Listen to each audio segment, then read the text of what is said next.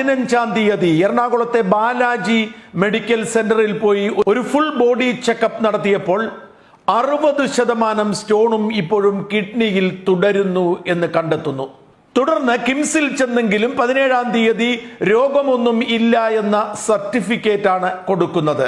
വിശ്വാസം പോരെങ്കിൽ ഒരിക്കൽ കൂടി വിശദമായി പരിശോധിക്കാം. 20-ാം തീയതി എത്തു, ചിലപ്പോൾ ഒരു മൈനർ ഓപ്പറേഷൻ കൂടി വേണ്ടിവരും എന്ന് സമീറിനോട് പറയുന്നു. അങ്ങനെയാണ് 20-ാം തീയതി സമീറും ഭാര്യ ഷീബ ബീഗവും വീണ്ടും കിംസ് ആശുപത്രിയിലെത്തുന്നത്.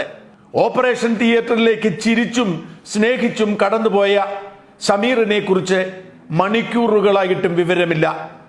ഭാര്യ ഷീബ വിവരം അന്വേഷിച്ചപ്പോൾ അവർ കൃത്യമായ മറുപടിയൊന്നുമില്ല. അന്ന് അർദ്ധരാത്രി കിംസ് ആശുപത്രിയിൽ നിന്നും സമീറിന്റെ സഹോദരനെ ടെലിഫോണിൽ വിളിച്ചിട്ട് അധികൃതർ പറയുന്നു ഹൃദയാഘാതം